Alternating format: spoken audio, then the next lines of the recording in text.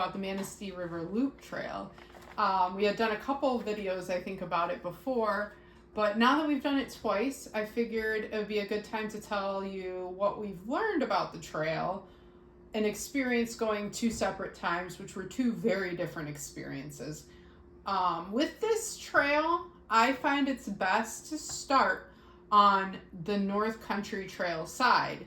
And the reason for that being is because that side doesn't have a water source.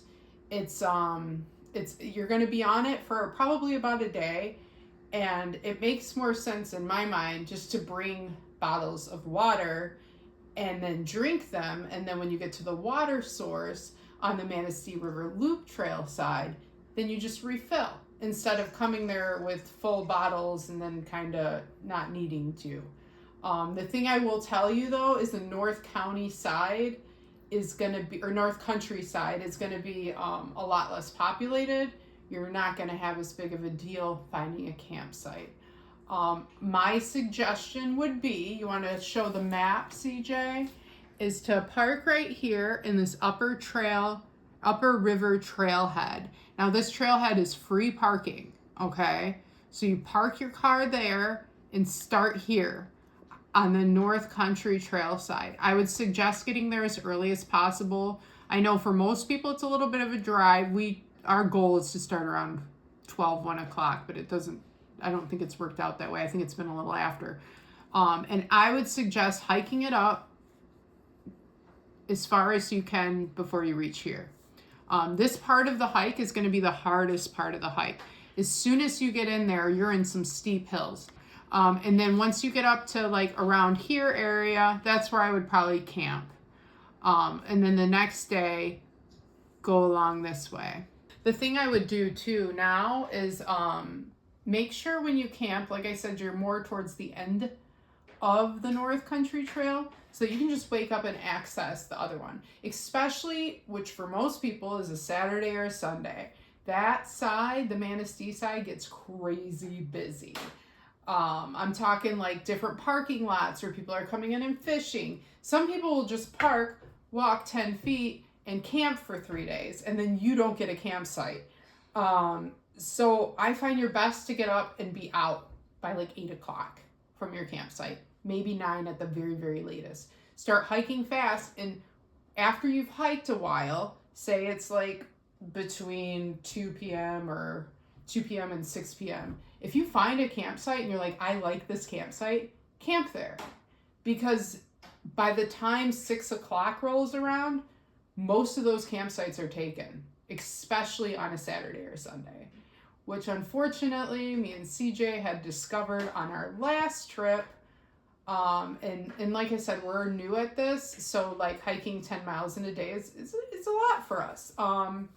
We are getting better at adjusting our backpacks and whatnot, and we found we were able to make much better time than the time before, which was really encouraging.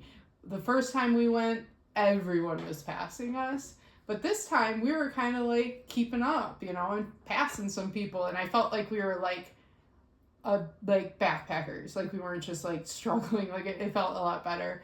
But anyway, the moral of the story is we got out there and we got to the campsite area that we ended up camping the previous time on the Manistee side, and we found like the really pretty spot right by there, and we're like, no, we want to do more than we did last time because we want to progress, So we kept hiking, and the more we hiked, the more we realized we weren't gonna find another spot.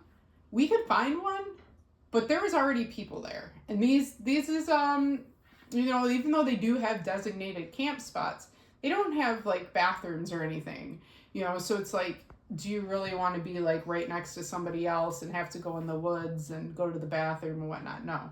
And nor would anybody really, if they don't know you, I feel like, want you to camp right next to them. So we just kept going, and I'm like, and I was so surprised though, like as we kept going, there was just so many beautiful places to camp, and every single one of them was taken. And so we just kept hiking and hiking. Long story short, we ended up hiking 16 miles out. And yeah, so 16 miles for us was like, whew, it was a lot. I don't even know how we kept doing it. I just kept walking and I was like, okay, when I'm tired, I'll stop. When I can walk, I can walk. And we didn't get out of there till like, I don't know, maybe after 8 o'clock, which for me is like around the time that I go to sleep. And then we had to drive home. And we were a little bit dehydrated, a little bit uncomfortable. It could have been a better trip. And we missed a whole night of camping. Like, we came out there to hike and camp, and it was just, we don't have money to go get a hotel, so we just drove home. So I was kind of sad that we didn't get to camp, but also really excited that, like, we hiked 16 miles. Like, I was pretty proud of us. But long story short is I would camp earlier than later on the Manistee side. And I'm not saying don't ever start on the Manistee side. Like, if you get there maybe on a Thursday or Friday, maybe you want to go on the Manistee side because maybe it's a little less busy and you just deal with the refilling of the water.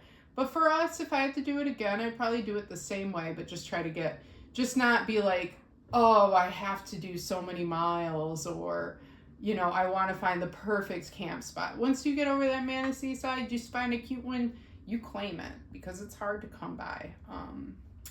It's a really pretty trail, and for Michigan, like the hills and stuff, it's pretty impressive. And at nighttime, it's like super peaceful, and you can hear all like nature and wind and coyotes and things like that. And it's really pretty. And on the north countryside, like, it's not populated. Even on the Manistee side, I wouldn't say it's super populated. It's just once you get to those campsites, they're taken. Like, it's not like you're walking with a whole crowd of people. It's not like, if you're in like a popular Smoky Mountains hike or anything like that, but it is popular because it is such a beautiful hike.